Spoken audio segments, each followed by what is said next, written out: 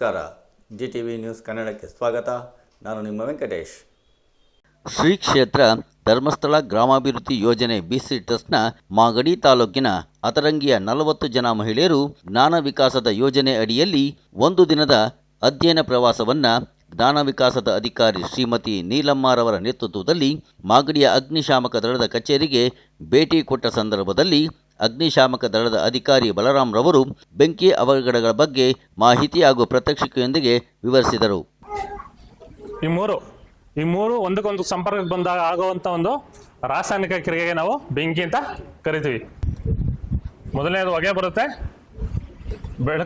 ಬೆಳಕು ಮತ್ತು ಶಾಖ. ಈ ಮೂರು ಒಂದಕ್ಕೊಂದು ಸಂಪರ್ಕಕ್ಕೆ ಬಂದಾಗ ಆಗುವಂಥ ಒಂದು ರಾಸಾಯನಿಕ ಕ್ರಿಯೆಗೆ ನಾವೇನಂತ ಕರಿತೀವಿ? ಬೆಂಕಿ. ಇದರಲ್ಲಿ ಯಾವ್ದಾನ ಒಂದಿಲ್ಲ ಅಂತ ಅಂದ್ರೂ ಬೆಂಕಿ ಆಗೋದಿಲ್ಲ. ಉರಿಯುವಂಥ ವಸ್ತು ಮೇಲೆ ನಾವು 4 ವಿಧಗಳಾಗಿ ವಿಂಗಡಣೆ ಮಾಡ್ಕೊಂಡಿದ್ವಿ. ಏಕೆ ಅಂತಂದ್ರೆ ಈಗ ಒಂದು ಪೇಪರ್ಗೆ ಬೆಂಕಿ ಹಚ್ತೀವಿ, ಬೇಗ ಹತ್ಕೊಳ್ಳುತ್ತೆ. ಅದೇ ಸೌದೆಗೆ ಹತ್ಕೊಳ್ಳುತ್ತಾ? ಕಬ್ಬಣಕ್ಕೆ ಹತ್ಕೊಳ್ಳುತ್ತಾ? ಅದಕ್ಕೋಸ್ಕರ ನಾವೇನು ಮಾಡ್ಕೊಂಡಿದ್ವಿ, 4 ವರ್ಗಗಳಾಗಿ ವಿಂಗಡಣೆ ಮಾಡ್ಕೊಂಡಿದ್ವಿ. ಅದು ಯಾವುದು ಅಂತಂದರೆ ಮೊದಲನೇದು A, B, C ಮತ್ತು D. ಮೊದಲನೇ ಏದಂತಂದರೆ ಒಂದು ಬೂದಿ ಆಗಬೇಕು, ಇಲ್ಲ ಇದ್ಲಾಗಬೇಕು. ಯಾವುದಾದ್ರು ಉದಾಹರಣೆಗೆ?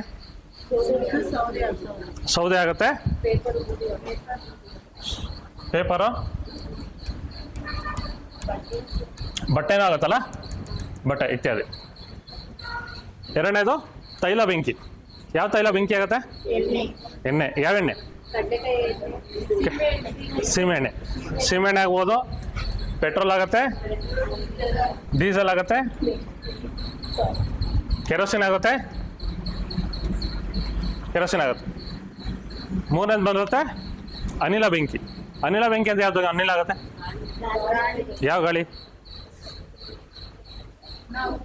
ಎಲ್ಲರ ಮನೇಲಿ ಇರುತ್ತಲ್ಲ, ಗ್ಯಾಸ್. LPG ಇರುತ್ತೆ, ಮೀಥೇನ್ ಗ್ಯಾಸ್ ಬರುತ್ತೆ, ಈ ಥರ. LPG ಅಂದ್ರೆ ಏನು? ಅದಾದ್ಮೇಲೆ ಬರುತ್ತೆ ಲೋಹ ಬೆಂಕಿ.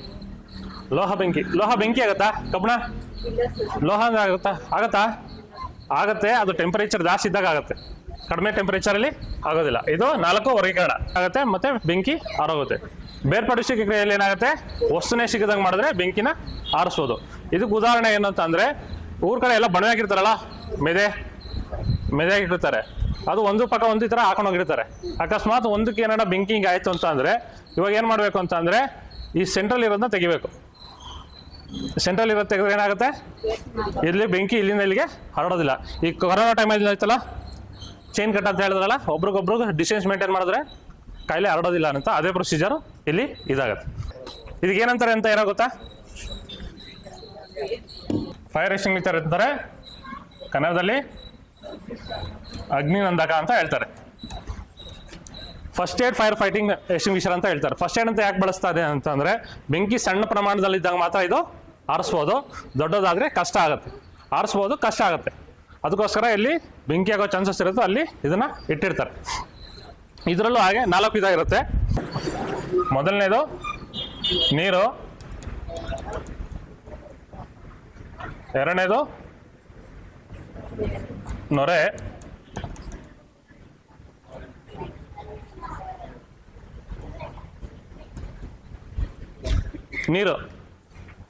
ನೀರು ಇದ್ರಲ್ಲಿ ಏನಿರುತ್ತೆ ಅಂತಂದ್ರೆ,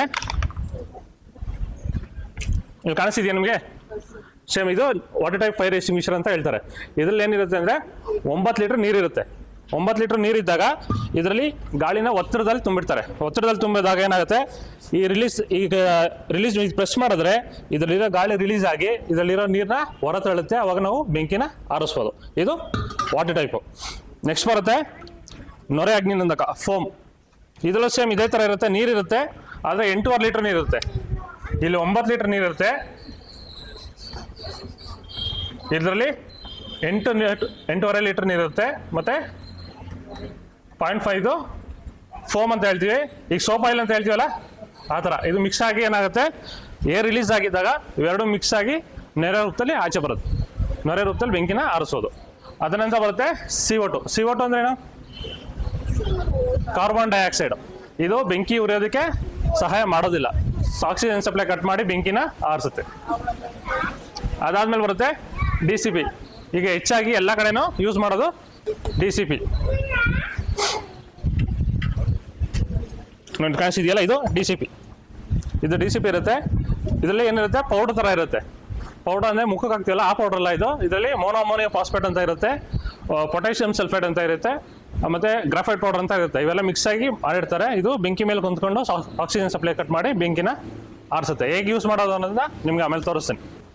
ಮಾನ್ಯರೇ, ಧರ್ಮಸ್ಥಳ ಗ್ರಾಮೀಣಾಭಿವೃದ್ಧಿ ಸಂಸ್ಥೆ ವತಿಯಿಂದ ಕುದೂರು ಹೋಬಳಿ ಅದರಂಗಿ ಗ್ರಾಮದಿಂದ ಸೇವಾ ಪ್ರತಿನಿಧಿಗಳು ಮತ್ತು ಅಲ್ಲಿನ ಎಲ್ಲ ಕಾರ್ಯಕ್ರಮಗಳಿದ್ದಾರೆ ಅಧ್ಯಯನ ಪ್ರವಾಸ ಅಂತ ಮಾಡ್ಕೊಂಡು ಬಂದಿದ್ದಾರೆ. ಸ್ಥಳದ ಪ್ರತಿನಿಧಿಗಳಿಗೆ ನಾವಿದ್ದೇವೆ. ಮೇಡಮ್, ಇವತ್ತಿನ ಅಧ್ಯಯನ ಪ್ರವಾಸದ ಬಗ್ಗೆ ನಮಸ್ತೆ, ನನ್ನ ಹೆಸರು ನೀಲಮ್ಮ ಅಂತ ಹೇಳಿ. ಮಾಗಡಿ ಒಂದು ಯೋಜನಾ ಕಚೇರಿಯಲ್ಲಿ ಜ್ಞಾನ ವಿಕಾಸ ಸಮನ್ವಯಾಧಿಕಾರಿಯಾಗಿ ಕೆಲಸವನ್ನು ಮಾಡ್ತಾ ಇದ್ದೀವಿ. ಮಹಿಳಾ ಜ್ಞಾನ ವಿಕಾಸ ಕಾರ್ಯಕ್ರಮದ ಅಡಿಯಲ್ಲಿ ಒಂದು ದಿನದ ಅಧ್ಯಯನ ಕ್ಷೇತ್ರ ಅಧ್ಯಯನ ಪ್ರವಾಸವನ್ನು ಹೇಮಾವತಿ ಅಮ್ಮನವರು ನಮ್ಮ ಜ್ಞಾನ ವಿಕಾಸ ಸದಸ್ಯರಿಗೆ ಇವತ್ತು ಅಧ್ಯಯನ ಪ್ರವಾಸವನ್ನು ನೀಡಿದ್ದಾರೆ. ಒಂದು ದಿನದ ಬೆಳಗ್ಗೆಯಿಂದ ಸಂಜೆ ತನಕ ಕ್ಷೇತ್ರ ಅಧ್ಯಯನ ಮತ್ತು ಇಲಾಖೆ ಭೇಟಿಗಳನ್ನು ನಾವು ಇವತ್ತು ಮಾಡಿಸ್ತಾ ಇದ್ದೇವೆ. ಅದರಂಗಿ ಗ್ರಾಮದಲ್ಲಿ ಜ್ಞಾನ ವಿಕಾಸ ಕಾರ್ಯಕ್ರಮಗಳನ್ನು 3 ವರ್ಷದಿಂದ ಜ್ಞಾನ ವಿಕಾಸ ಕಾರ್ಯಕ್ರಮವನ್ನು ಮಾಡ್ತಾ ಇದ್ರು. ಅವರಿಗೆ ಮಾಹಿತಿಗಳನ್ನು, ಇಲಾಖೆ ಭೇಟಿಗಳ ಮಾಹಿತಿಗಳು ದೊರೆಯಲಿ ಅನ್ನುವಂಥ ಉದ್ದೇಶಕ್ಕಾಗಿ ಪ್ರಪ್ರಥಮವಾಗಿ ನಾವು ಇವತ್ತು ಕೃಷಿ ಇಲಾಖೆಯನ್ನು ಭೇಟಿಯನ್ನು ಮಾಡಿ ಬಂದಿದ್ದೇವೆ. ಕೃಷಿ ಇಲಾಖೆಯಲ್ಲಿ ರೈತರು ಇರುವುದರಿಂದ ರೈತರಿಗೆ ಏನೆಲ್ಲ ಅನುಕೂಲತೆಗಳಿದೆ ಮತ್ತು ರೈತರನ್ನು ಯಾವ ರೀತಿಯಾಗಿ ಅಭಿವೃದ್ಧಿಯನ್ನು ಹೊಂದಬೇಕು ಅನ್ನುವಂಥ ದೃಷ್ಟಿಯಲ್ಲಿ ನಾವು ರೈತರಿಗೆ ಕೃಷಿ ಇಲಾಖೆ ಭೇಟಿಯನ್ನು ಮಾಡಿದ್ದೇವೆ. ತದನಂತರ ಇವಾಗ ಅಗ್ನಿಶಾಮಕ ದಳಕ್ಕೆ ನಾವು ಬಂದಿದ್ದೇವೆ. ಅಗ್ನಿಶಾಮಕ ದಳದಲ್ಲಿ ನಮ್ಮ ಮಹಿಳೆಯರಲ್ಲಿ ಆಗುವಂಥ ಅನಾಹುತಗಳನ್ನು ತಪ್ಪಿಸಲು ಏನೆಲ್ಲ ಕ್ರಮಗಳನ್ನು ಕೈಗೊಳ್ಳಬೇಕನ್ನುವಂಥದ್ರ ಬಗ್ಗೆ ಮಾಹಿತಿಯನ್ನು ಕೊಡಿಸ್ತಾ ಇದ್ವಿ. ತದನಂತರ ನಾವು ಪೊಲೀಸ್ ಇಲಾಖೆ ಭೇಟಿಯನ್ನು ಇವತ್ತು ಮಾಡಲಿಕ್ಕಿದೆ. ಪೊಲೀಸ್ ಇಲಾಖೆಯಲ್ಲಿ ಮಹಿಳೆಯರಿಗೆ ಏನೆಲ್ಲ ಸಮಸ್ಯೆಗಳಿದೆ ಮತ್ತು ಅದನ್ನು ಯಾವ ರೀತಿಯಾಗಿ ಅವರು ಸಾಲ್ವನ್ನು ಮಾಡ್ಕೋಬೇಕನ್ನುವುದರ ಬಗ್ಗೆ ಇಲಾಖೆಯನ್ನು ಭೇಟಿಯನ್ನು ಮಾಡ್ತೇವೆ. ಹೀಗೆ ಇವತ್ತು ಒಂದು ದಿನಕ್ಕೆ ಎಲ್ಲ ಇಲಾಖೆಗಳನ್ನು, ಕೋರ್ಟ್ಗಳನ್ನು ಭೇಟಿಯನ್ನು ಮಾಡುವಂಥದ್ದು. ಅದಾದ ನಂತರಿಕ ಧಾರ್ಮಿಕ ಕ್ಷೇತ್ರಗಳಿಗೆ ನಾವು ನಮ್ಮ ಸದಸ್ಯರನ್ನು ಇವತ್ತು ಕ್ಷೇತ್ರ ಸಂಧಾನಕ್ಕೆ ಕರೆದುಕೊಂಡು ಹೋಗ್ತಾ ಇದ್ದೇವೆ. ಒಟ್ಟಾರೆಯಾಗಿ ಇವತ್ತಿನ ಒಂದು ಏನಂತಂದರೆ, ಮಹಿಳೆಯರಿಗೆ ಪ್ರತಿ ಇಲಾಖೆ ಭೇಟಿಗಳಲ್ಲಿ ಏನೆಲ್ಲ ಸೌಲಭ್ಯಗಳು ದೊರೆಯುತ್ತದೆ ಮತ್ತು ಅವರು ಯಾವ ರೀತಿಯಾಗಿ ಸೌಲಭ್ಯಗಳನ್ನು ಪಡೆಯಬೇಕು ಅನ್ನುವುದರ ಬಗ್ಗೆ ಮಾಹಿತಿಗೋಸ್ಕರ ಹೇಮಾವತಿ ಅಮ್ಮನವರು ಇವತ್ತು ಒಂದು ದಿನದ ನಮಗೆ ಅಧ್ಯಯನ ಪ್ರವಾಸವನ್ನು ಕೊಟ್ಟಿದ್ದಾರೆ. ಹಾಗಾಗಿ ಎಲ್ಲ ಇಲಾಖೆ ಭೇಟಿಗಳನ್ನು ನಮ್ಮ ಅದರಂಗಿ ಗ್ರಾಮದವರಿಗೆ ಇವತ್ತು ಮಾಗಡಿಯಲ್ಲಿ ವೀಕ್ಷಣೆ ಮಾಡಲಿಕ್ಕೆ ಅವಕಾಶವನ್ನು ನಮಗೆ ಹೇಮಾವತಿ ಅಮ್ಮನವರು ಮಾಡಿಕೊಟ್ಟಿದ್ದಾರೆ. ಪ್ರಥಮವಾಗಿ ಅವರಿಗೆ ಅಭಿನಂದನೆಗಳನ್ನು ಸಲ್ಲಿಸ್ತಾ ಇದ್ದೇನೆ. ಒಂದು ವಿನೂತನವಾದಂಥ ಕಾರ್ಯಕ್ರಮ. ಯಾವುದೇ ಕುಟುಂಬದಲ್ಲಿ ಮನೆಯ ಮೊದಲ ಪಾಠಶಾಲೆ, ಜನನಿ ತಾನೇ ಮೊದಲ ಗುರು ಅಂತಾರೆ. ತಾಯಂದಿರು ಅಂದರೆ ಮನೆಯ ಗೃಹಿಣಿಯರು ಸರ್ಕಾರದಿಂದ ದೊರೆತಕ್ಕಂಥ ಸವಲತ್ತುಗಳು ಮತ್ತು ಮಾಹಿತಿಯನ್ನು ಪಡೆದುಕೊಂಡಾಗ ಅದು ಮಕ್ಕಳಲ್ಲಿ ಪಡಿ ಮೂಡೋದಕ್ಕೆ ಸಾಧ್ಯ ಆಗ್ತಾ ಇದೆ. ಈ ಕಾರ್ಯಕ್ರಮ ಆಯೋಜನೆ ಮಾಡಿಕೊಂಡ ಧರ್ಮಸ್ಥಳ ಗ್ರಾಮೀಣ ಸಂಸ್ಥೆಗೆ ಮತ್ತು ಪೂಜ್ಯರಿಗೆ ಕೂಡ ಅಭಿನಂದನೆಗಳು ಸರ್. ನೋಡಿ, ಈಗ ಇಲ್ಲಿ ತರ ಬೆಂಕಿ ಆಗಿರುತ್ತೆ. ಇದೇ ಸಿಚುವೇಶನ್ ಅಲ್ಲಿ ಅವರು ಬೆಂಕಿ ನೋಡ್ತಾರೆ. ಇವರು ಬೆಂಕಿ ನೋಡಿದ ತಕ್ಷಣ ಇಲ್ಲಿ ಎಕ್ಸ್ಟಿಂಗ್ವಿಷರ್ ನೋಡ್ತಾರೆ. ಎಕ್ಸ್ಟಿಂಗ್ವಿಷರ್ ಆಕ್ಚುಲಿ ಈ ಮಟ್ಟದಲ್ಲಿ ಇರಬಾರ್ದು, ಯಾವಾಗಲೂ ನಮ್ಮ ಎದೆ ಮಟ್ಟಕ್ಕೆ ಇರಬೇಕು, ಎತ್ಕೊಳ್ಳೋಕೆ ಈಸಿ ಇರಬೇಕು, ಎತ್ಕೊಂಡು ಆರಿಸೋ ಥರ. ಮೊದಲು ಬೆಂಕಿ ನೋಡ್ತಾರೆ. ಬೆಂಕಿ ನೋಡಿದ ತಕ್ಷಣ ಏನು ಮಾಡಬೇಕು ಅವರು? ಮೊದಲು ಏನು ಮಾಡಬೇಕು? ಎಕ್ಸ್ಟಿಂಗ್ವಿಷರ್ ಬಳಸ್ಬೇಕಾದ್ರೆ ಏನು ಮಾಡಬೇಕು? ಮೊದಲು ಗಾಳಿ ಡೈರೆಕ್ಷನ್ ನೋಡ್ಬೇಕು. ಗಾಳಿ ಯಾವ ಕಡೆಯಿಂದ ಯಾವ ಕಡೆ ಬರ್ತಾ ಇದೆ? ಈಗ ಹಿಂಗೆ ಬರ್ತಾ ಇದೆ. ಯಾವುದೇ ಕಾರಣಕ್ಕೂ ಆ ಕಡೆ ಹೋಗ್ಬಾರ್ದು, ಈ ಕಡೆಯಿಂದನೇ ಹೋಗ್ಬೇಕು. ಹಚ್ಚಿ ಬೆಂಕಿ ಹುಷಾರು ಮಾತ್ರ.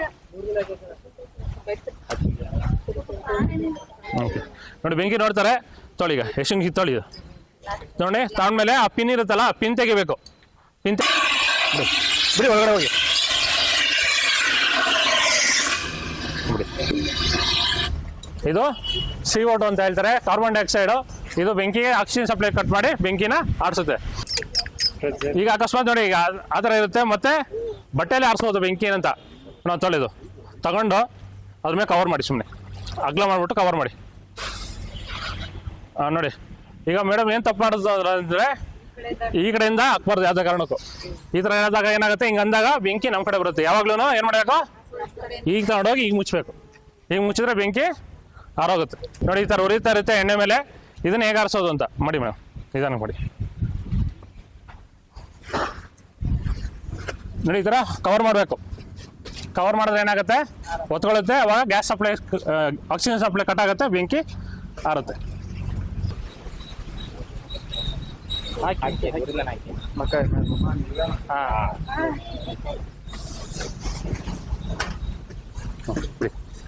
ಈ ಥರ ಮಾಡಿ ಮುಚ್ಚಬೇಕು. ಇಷ್ಟು ಮಾಡಿದ್ರೆ ಬೆಂಕಿ ಆರುತ್ತೆ. ಸ್ಟವ್ ಮತ್ತು ಪೈಪಲ್ಲಾದರೆ ರೆಗ್ಯುಲೇಟರ್ ಆಫ್ ಮಾಡಿದ್ರೆ ಆಗುತ್ತೆ. ಇನ್ ಕೇಸ್ ಇದೆ ರೆಗ್ಯುಲೇಟರ್ ಅಂದ್ಕೊಂಡ್ರೆ ಇಲ್ಲಿ ಬೆಂಕಿ ಆದರೆ ಸೇಮ್ ಈ ಥರ ಬಟ್ಟೆ ತೊಗೋಬೇಕು, ಸ್ವಲ್ಪ ದೊಡ್ಡದಾಗಿ ನೆನೆಸ್ಬೇಕು. ನೆನೆಸ್ಕೊಂಡು ನೋಡಿ ಈ ಥರ ಹೋಗಿ ಮುಚ್ಚಬೇಕು. ಇಷ್ಟೇ ಮಾಡಿದ್ರೆ ಬೆಂಕಿ ಆರೋಗುತ್ತೆ. ಈ ಕೆಲಸ ಮಾಡ್ಬೋದು. ಸನ್ಮಾನ್ಯರೇ, ನಾವೀಗ ಮಾಗಡಿ ಅಗ್ನಿಶಾಮಕ ಠಾಣೆ ಬಳಿ ಇದ್ದೇವೆ. ಶ್ರೀ ಕ್ಷೇತ್ರ ಧರ್ಮಸ್ಥಳ ಗ್ರಾಮೀಣಾಭಿವೃದ್ಧಿ ಸಂಸ್ಥೆಯ ಪುದೂರು ಹೋಬಳಿ ಅದರಂಗಿ ಗ್ರಾಮದಿಂದ ಒಕ್ಕೂಟದ ಎಲ್ಲ ಸದಸ್ಯರು ಬಂದಿದ್ದಾರೆ. ಜ್ಞಾನ ವಿಕಾಸ್ ಸಂಸ್ಥೆಯವರು ಬಂದಿದ್ದಾರೆ. ಇವತ್ತು ಒಂದು ಅಧ್ಯಯನ ಪ್ರವಾಸ ಅಂತ ಕೈಗೊಂಡಿದ್ದಾರೆ. ಅಗ್ನಿಶಾಮಕ ಠಾಣೆಯ ಅಧಿಕಾರಿಗಳಾದಂಥ ಜಯರಾಮ್ ಸರ್ ಅವರು, ಬಲರಾಮ್ ಸರ್ ಅವರು, ಕ್ಷಮೆ ಇರಲಿ, ಬಲರಾಮ್ ಸರ್ ಅವರು ಇವತ್ತು ತರಬೇತಿ ಕೊಟ್ಟ ಬಗ್ಗೆ ಮಾತಾಡಿ ಸರ್. ಮಾತಾಡಿ. ನಮಸ್ತೆ, ನನ್ನ ಹೆಸರು ಬಲರಾಮ್ ಅಂತ. ಮಾಗಡಿ ಅಗ್ನಿಶಾಮಕ ಠಾಣೆಯಲ್ಲಿ ಪ್ರಭಾರ ಠಾಣೆ ಅಧಿಕಾರಿ ಕೆಲಸ ಮಾಡ್ತಾಯಿದ್ದೀನಿ. ಈ ದಿನ ನಮ್ಮ ಠಾಣೆಗೆ ಧರ್ಮಸ್ಥಳ ಕ್ಷೇಮಾಭಿವೃದ್ಧಿ ಸಂಘದ ಸದಸ್ಯರೆಲ್ಲರೂ ಅಧ್ಯಯನ ಪ್ರವಾಸ ಅಂತ ಕೈಗೊಂಡು ನಮ್ಮ ಠಾಣೆಗೆ ಭೇಟಿ ನೀಡಿರ್ತಾರೆ. ಈ ಭೇಟಿ ನಿಮಿತ್ತ ನಾವು ಇವತ್ತು ಅಗ್ನಿ ಸುರಕ್ಷತೆ ಬಗ್ಗೆ ಅವರಿಗೆ ಒಂದು ಪಾಠ ಮಾಡಿದ್ದೀವಿ. ಅದರಲ್ಲಿ ಏನು ಮುಖ್ಯವಾಗಿ ಹೇಳ್ಕೊಟ್ಟಿದ್ದೀವಿ ಅಂತಂದರೆ, ಬೆಂಕಿ ಅಂದರೆ ಏನು ಅಂತ ಹೇಳ್ಕೊಟ್ಟಿದ್ದೀವಿ. ಇನ್ ಕೇಸ್ ಬೆಂಕಿ ಆದರೆ ಬೆಂಕಿನ ಯಾವ ರೀತಿ ಆರಿಸ್ಬೇಕು, ಮತ್ತು ಬೆಂಕಿ ಆಗದೇ ಇರೋಂಥ ಯಾವ ರೀತಿ ಮುನ್ನೆಚ್ಚರಿಕೆ ಕ್ರಮಗಳನ್ನ ತಗೋಬೇಕು ಅನ್ನೋದ್ರ ಬಗ್ಗೆ ಹೇಳ್ಕೊಟ್ಟಿದ್ವಿ. ಅದರಲ್ಲಿ ಮುಖ್ಯವಾಗಿ ಮನೆಯಲ್ಲಿ ಹೆಚ್ಚಿಗೆ ಬಳಸುವಂತಹ LPG ಗ್ಯಾಸ್ ಏನಾರ ಬೆಂಕಿ ಆದರೆ ಅದನ್ನು ಯಾವ ರೀತಿಯಲ್ಲಿ ಆರಿಸ್ಬೋದು ಅನ್ನೋದ್ರ ಬಗ್ಗೆ ಹೇಳ್ಕೊಟ್ಟಿದ್ವಿ. ಅದನ್ನು ಅವರೆಲ್ಲ ಪಾಲಿಸ್ಕೊಂಡು ಮುಂದಿನ ಆಗುವಂಥ ಒಂದು ಅಗ್ನಿಯನ್ನು ತಗೊಳ್ಳಿ, ಅದನ್ನು ಬಳಸ್ಕೊಂಡ್ರೆ ಮುಂದೆ ಅವರಿಗೆ ತುಂಬ ಅನುಕೂಲ ಅನ್ನೋದ್ರ ಬಗ್ಗೆ ಇದರ ಮುಖಾಂತರ ಹೇಳ್ಕೊಡೋದು. ಅಗ್ನಿ ಅನಾಹುತದಲ್ಲಿ ತಾಯಂದಿರು ಕೈಗೊಳ್ಳಬೇಕಾದಂಥ ಕ್ರಮಗಳ ಬಗ್ಗೆ ಪ್ರಾತ್ಯಕ್ಷಿಕೆಯನ್ನು ನಡೆಸಿಕೊಟ್ಟು ತಿಳಿಸ್ಕೊಟ್ಟಿದ್ದಾರೆ. ಕೃತಜ್ಞತೆಗಳು ಸರ್. ಇಲಾಖೆಗೆ ಮತ್ತು ಗ್ರಾಮೀಣ ಭಾಗದ ಮಹಿಳೆಯರನ್ನು ಕರೆದುಕೊಂಡು ಬಂದು ಅವ್ರಿಗೊಂದು ಅರಿವನ್ನು ಮೂಡಿಸ್ತಕ್ಕಂಥ ಕ್ರಮವನ್ನು ಮಾಡ್ತಕ್ಕಂಥ ಶ್ರೀ ಕ್ಷೇತ್ರ ಧರ್ಮಸ್ಥಳ ಗ್ರಾಮೀಣಾಭಿವೃದ್ಧಿ ಸಂಸ್ಥೆಯ ಜ್ಞಾನ ವಿಕಾಸ್ ಸಂಸ್ಥೆಯವರಿಗೆ ಮತ್ತು ಅಗ್ನಿಶಾಮಕ ಠಾಣೆ ಎಲ್ಲ ಸಿಬ್ಬಂದಿಗೆ, ಸಾಹೇಬರಿಗೆ ಧನ್ಯವಾದಗಳು.